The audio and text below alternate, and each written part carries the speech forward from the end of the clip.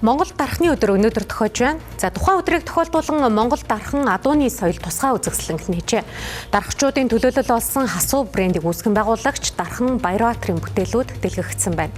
Тэрээр бүтээлийнхээ загвар хийцийг хүннүүгийн үеийн археологийн олдвор судалгаанд үндэслэн урилжээ. Чингис хаан үндэсний музейд Монгол дархан адууны соёл тусгай үзэсгэлэн гарч байна. Монгол дархчдын ур ухаан авьяас бэлгийг дэлгэн харуулсан уг үзэсгэлэнд нийтдээ 100 гаруй дархчууд өөрсдийн урлсан 200 гаруй шилмэл сор бүтээлүүдээрээ оролцож байна. Уг үзэсгэлэнд оролцогчдын нэг Хасуу брендийг үүсгэн байгуулагч Дархан Баярбаатарыг бид онцолж байна. Тэрээр бүтээгдэхүүнийхээ загвар хийцийн санааг хүннүүгийн үеийн археологийн олдвор судалгааны үр дүнд тулгуурлан боловсруулжээ.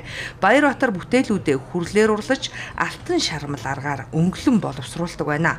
Хасуу брендийн лого нь хүннүүгийн үеийн хаад язгуурчнуудын эрх мэдэл, сүр хүчийг илэрхийлдэг бэрсийн дүрслэлээс сэтвэлсэн гэдгээр онцлогтой. Домогт бэрс нь олон амьтны шинжийг агуулсан хүч чадлын бэлэгдэл бөгөөд эрт цагт зөвхөн хаад язгуурчнууд уг дүрслэлийг хэрэгэлдэг байсан тул брендийн таних тэмдэг болгон сонгосон байна. Отгон брендийн хувьд бол маш том амбицтай байгаа.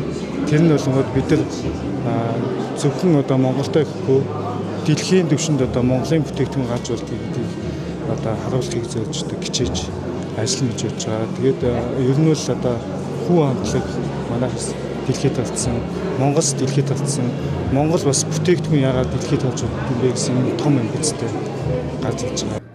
Уг бүтээгдэхүүнд механик гэмтэл үүсэхгүй бол 2-3 мянган жилийн эдлэгээ даах үс бат бөх чанартай хэмээн тодорхойлж байна.